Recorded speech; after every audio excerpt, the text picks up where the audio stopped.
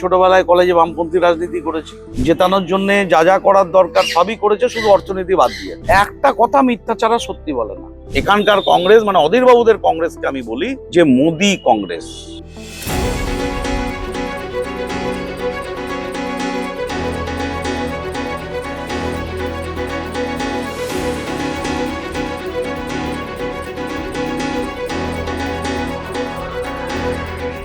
টানা 4 বারের বিধায়ক, কান্দি বিধানসভাটিকে যিনি গোটা হাতের তালুর মতো চেনেন, তিনি অপূর্ব সরকার। এই মুর্শিদাবাদ জেলার রাজনীতিতে একটা কথা আছে, পঞ্চায়েত থেকে একদম লোকসভা পর্যন্ত প্রতিটি স্তরের রাজনীতি একদম তার হাতের তালুর মতো চেনা। তিনি এখানকার ডেভিড দা, সকলের প্রিয় ডেভিড দা আজকে বর্তমান ডিজিটালের মুখোমুখি। সামনেই বিধানসভা নির্বাচন, পঞ্চমবারের জন্য মুখ্যমন্ত্রী মমতা বন্দ্যোপাধ্যায় আপনাকে এই কান্দি বিধানসভার জন্য ধ্রুপের তাজ হিসাবে প্রার্থী নির্বাচন করেছেন। তো এই নির্বাচনী প্রথম প্রতিশ্রুতি কি মানুষের কাছে? নমস্কার। প্রথম প্রতিশ্রুতি হচ্ছে এবছরের নির্বাচনে বাংলা এবং বাঙালি সকলকে বেঁচে থাকতে হবে। এ লড়াই বাংলার মানুষের বাঁচার লড়াই, এ লড়াই মুর্শিদাবাদের মানুষের বাঁচার লড়াই। তাই প্রথম বেঁচে থাকার লড়াইয়ের মধ্য দিয়ে, অধিকার রক্ষার মধ্য দিয়ে যে অধিকার সংবিধান আমাদেরকে দিয়েছে, এবং প্রথম প্রতিশ্রুতি হচ্ছে শান্তি, সম্প্রীতি, সৌহার্দ্য, সংহতি।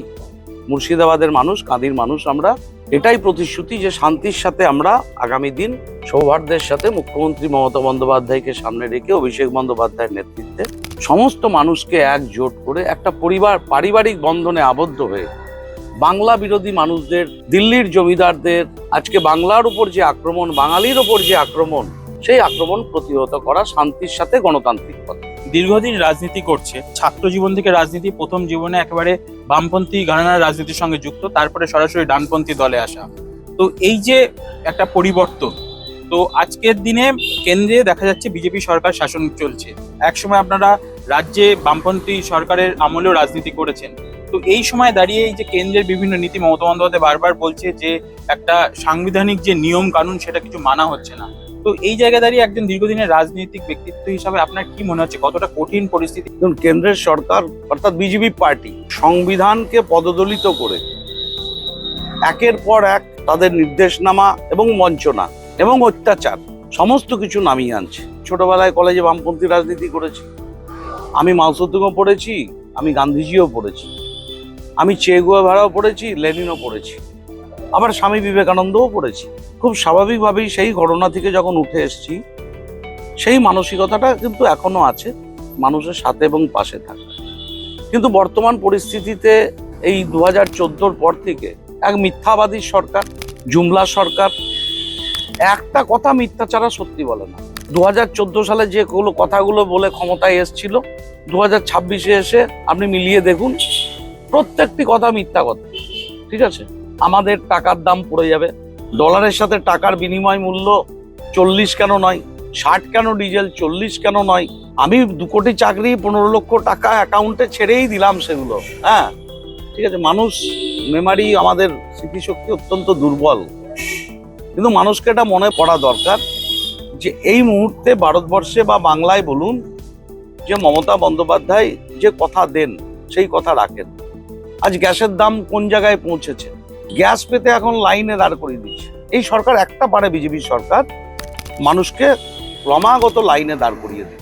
মুর্শিদাবাদের 11 লক্ষ মানুষের নাম বিজেপি পার্টি বাদ চলে যেত।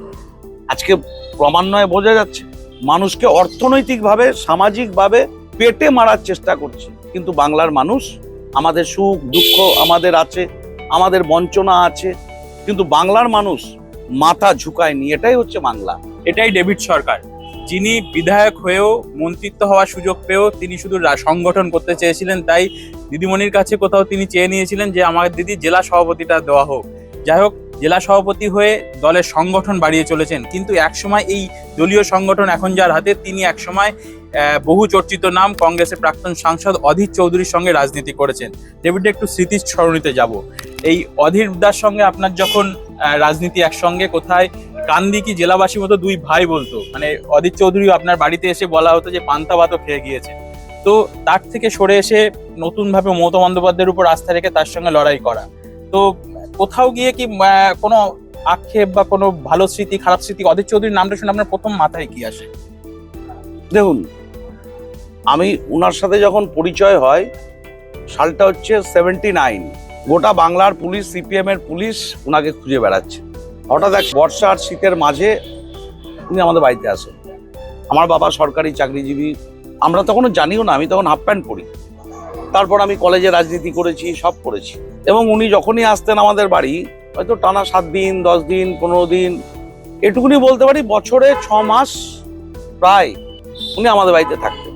এবং এই থাকার ফলে কি হয়েছিল, যে একটা পারিবারিক সম্পর্ক ডেভেলপ হয়েছে, দাদা ভাইয়ের মতন সম্পর্ক হয়েছে। উনি তো রাজনীতিতে এলেন অনেক পরে রাজনীতি এসছেন। 91-এ ভোটে যখন দাঁড়িয়েছে, তখন আমরা কলেজের নেতৃত্ব দিই। এবার তখন আমি বামপন্থী করতাম, জেনারেলি কলেজে ইউনিয়নও করেছি। খুব স্বাভাবিকভাবেই যখন উনি কংগ্রেসের রাজনীতিতে যোগদান করলেন, রাজীব গান্ধীর হাত ধরে, তার কাছ থেকে শিখেছিও অনেক, অস্বীকার করার কোথাও জায়গা নাই। তার কাছে রাজনীতিও শিখেছি, তার কাছে মানুষের উপকার করাও শিখেছি, তার উপকার করাও দেখেছি। বলতে পারেন সাদা কালো নিয়ে সব ব্যাপারটাই কিন্তু সঙ্গে জড়িয়েছিলাম, সাদা কালো সব একসাথে রাজনীতি করে দীর্ঘদিন রাজনীতি করেছি। 2005-এ গুলি খেলাম, জেল খাটলাম, সেন্ট্রাল জেলে থাকলাম ভাগীরথী মিল্ক ইউনিয়ন করতে গিয়ে।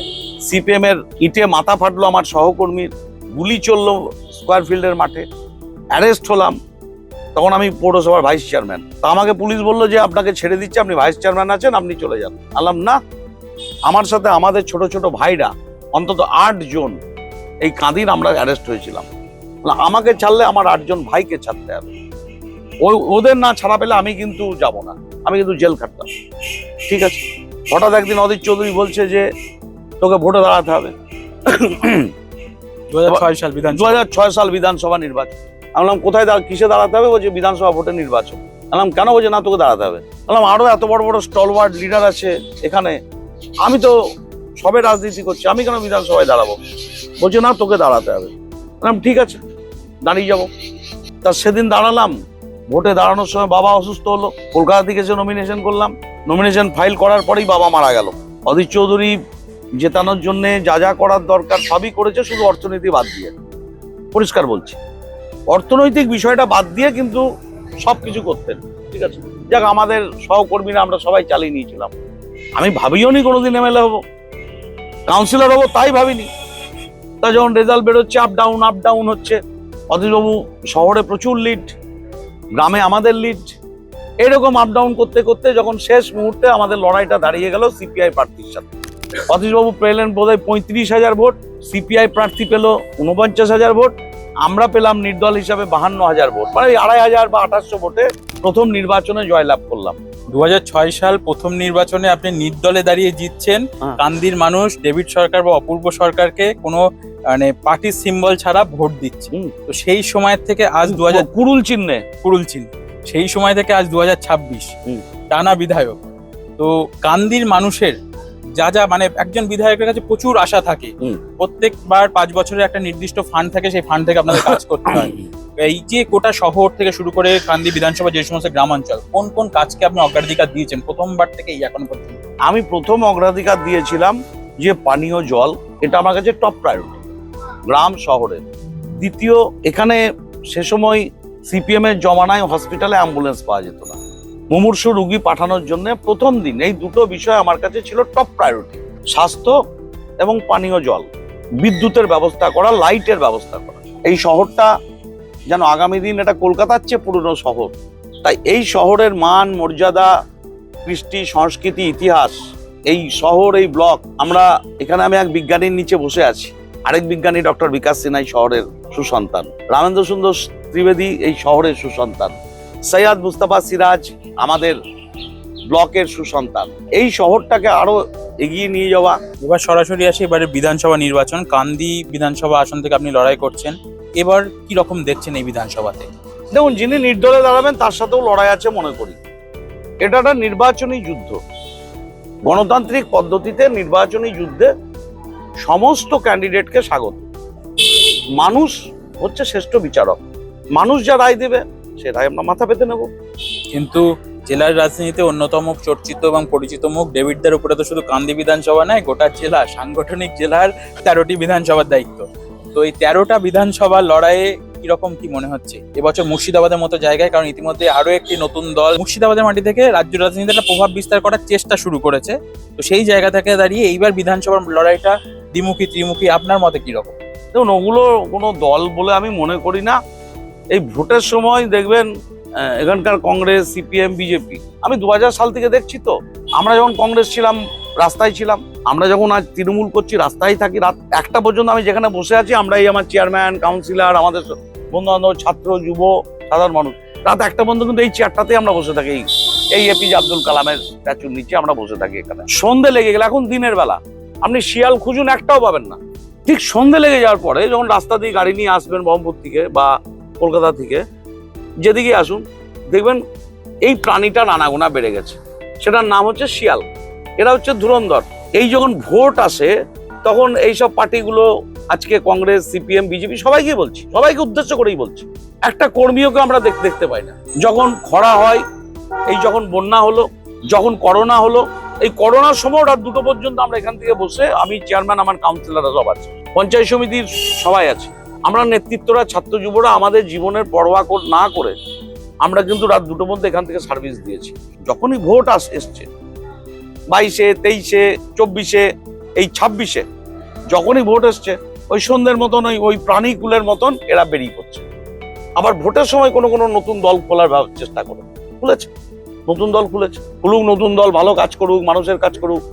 এই শিয়াল পার্টি, এগুলোকে বলি শিয়াল পার্টি। এখনকার কংগ্রেস, বিজেপি আর যারা আছে, সিপিএম, এসব শিয়াল পার্টি সন্ধ্যের পর বেরোবে, ভোট এলে বেরিয়েছে। দেখুন এখন ভোটে এসছে, বেরিয়ে পড়েছে। আর ওইসব কারা খুলেছে, বিজেপির টাকা পয়সা নিয়ে বিজেপি ফান্ডিং করে, পিছন থেকে মদত দেয়। এবার মদত পেলে আমার যদি লোভ থাকে, লালসা থাকে, তাহলে আমি সেই লোভ লালসার শিকার হব। লোভ লালসার শিকার হয়ে একটাই কাজ, এখানকার কংগ্রেসকে আমি কংগ্রেস বলি না, সর্বভারতীয় কংগ্রেস বলি না, এখানকার কংগ্রেস মানে অধীরবাবুদের কংগ্রেসকে আমি বলি যে মোদি কংগ্রেস। নরেন্দ্র মোদীর কংগ্রেস এখানে স্পন্সর করছে নরেন্দ্র মোদী এখানকার কংগ্রেসটাকে। তাই সাবধান সবাই থাকুন। তার সাথে তাকেও সাথ দিচ্ছে এরা সব আছে, আরো যারা নতুন নতুন দল খুলেছে। অধীর চৌধুরী এবার নিজে বিধানসভার প্রার্থী হচ্ছে, লোকসভা থেকে সরাসরি বিধানসভায় নেমে তিনি লড়াই করবেন বলছেন, বহরমপুর আসন থেকে দাঁড়াচ্ছে। এটা তো সর্বভারতীয় কংগ্রেসের ওর প্রতি বিশ্বাসযোগ্যতার প্রমাণ নিচ্ছে। কারণ এখনো দেখুন, খার্গেজি দলনেতা ছিলেন কংগ্রেসের। তা খার্গেজি পার্লামেন্টে যতদিন দলনেতা ছিলেন, খার্গেজিকে কিন্তু জেড ক্যাটাগরি না ওয়াই ক্যাটাগরি নিরাপত্তা দেয়নি বিজেপি পার্টি। অধীরবাবু হওয়ার পরে, দলনেতা হওয়ার পরে দেখুন জেড ক্যাটাগরি নিরাপত্তা পেয়ে গেছে। 1, 2, রাহুল গান্ধীর যেদিন সাংসদ পদ চলে গেল, রাহুল গান্ধীর বাংলো উইদিন 15 ডেজ জোরপূর্বক বিজেপি পার্টি প্রতিহিংসা পরায়ণতা সামনে রেখে রাহুল গান্ধীর বাসস্থান খালি করে দেওয়াতে বাধ্য করেছিল। আর অধীরবাবুর নিরাপত্তা থেকে গেল। 2 বছর অতিক্রম করে গেল লোকসভা নির্বাচন, এখনো শুনছি দিল্লির বাংলো তিনি বহাল তবিয়াতে বিজেপির মালাই চমচম খেয়ে এখন দিব্যি সুন্দর আছে। নরেন্দ্র মোদীর বাড়িতে যাচ্ছে নাস্তা করতে, এর আগে যোগীর বাড়ি গেছিল নাস্তা করতে, আবার এখন নরেন্দ্র মোদীর বাড়ি গেছিল নাস্তা করতে। তাই আমি মনে করি মুর্শিদাবাদের কংগ্রেসটা মোদী কংগ্রেস, অর্থাৎ মোদী কংগ্রেসের মধ্য দিয়ে মমতা বন্দ্যোপাধ্যায়কে আক্রমণ করো, বাংলার মানুষকে আক্রমণ করো। বঞ্চনার বিরুদ্ধে মমতা বন্দ্যোপাধ্যায় কথা বলছেন, সাম্প্রদায়িক শক্তির বিরুদ্ধে, তাই মমতা বন্দ্যোপাধ্যায়কে আক্রমণ করো। বিজেপির আরেকটা হ্যান্ডস বলে মনে করি এখানকার কংগ্রেস পার্টিকে, মুর্শিদাবাদের কংগ্রেস, বিজেপির আরেকটা হাত।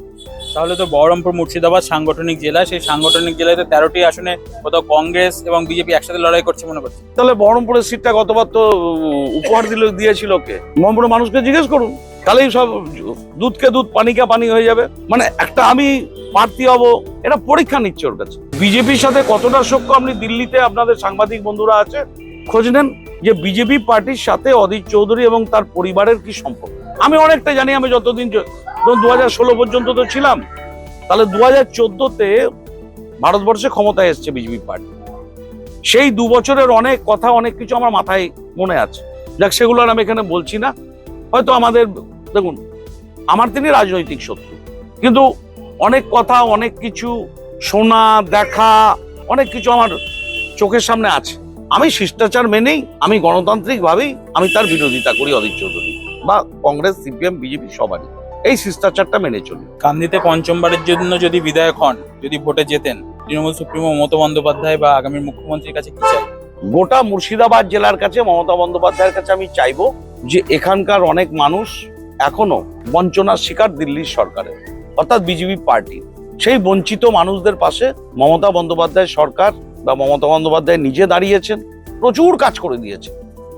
আমার হসপিটাল করেছে, সবচেয়ে বড় আমার ডায়ালিসিস করেছে, রুরাল হসপিটাল করেছে, রাস্তাঘাট, আলো, জল, শিক্ষা প্রতিষ্ঠান, সমস্ত কিছু এখানকার মানুষকে দিয়েছে।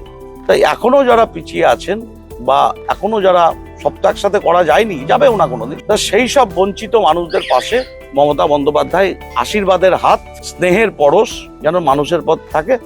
আমরা কর্মী হিসাবে খেটে দেবো, মমতা বন্দ্যোপাধ্যায় সেটা তুলে ধরবো যে মুর্শিদাবাদের উন্নয়ন আমাদের, এটাই চাইবো, এর বাইরে না। ইউনিভার্সিটি দিলেন তিনি, আজকে কাটরা মসজিদের স্মারক গেট হচ্ছে, নতুন ইউনিভার্সিটি হচ্ছে, দিয়েছেন অনেক কিছু। এখনো যে মানুষগুলো পিছিয়ে পায়নি, তাদের জন্যই চাইবো, আর কিছু না। স্বাস্থ্য শিক্ষাটা হচ্ছে টপ প্রায়োরিটি, চাওয়ার ক্ষেত্রে স্বাস্থ্য এবং শিক্ষা টপ প্রায়োরিটিতে চাই। ধন্যবাদ বর্তমান ডিজিটালকে সময় দেওয়ার জন্য। নমস্কার। আপনারা দেখতে থাকুন বর্তমান ডিজিটাল, সঙ্গে থাকুন আমাদের।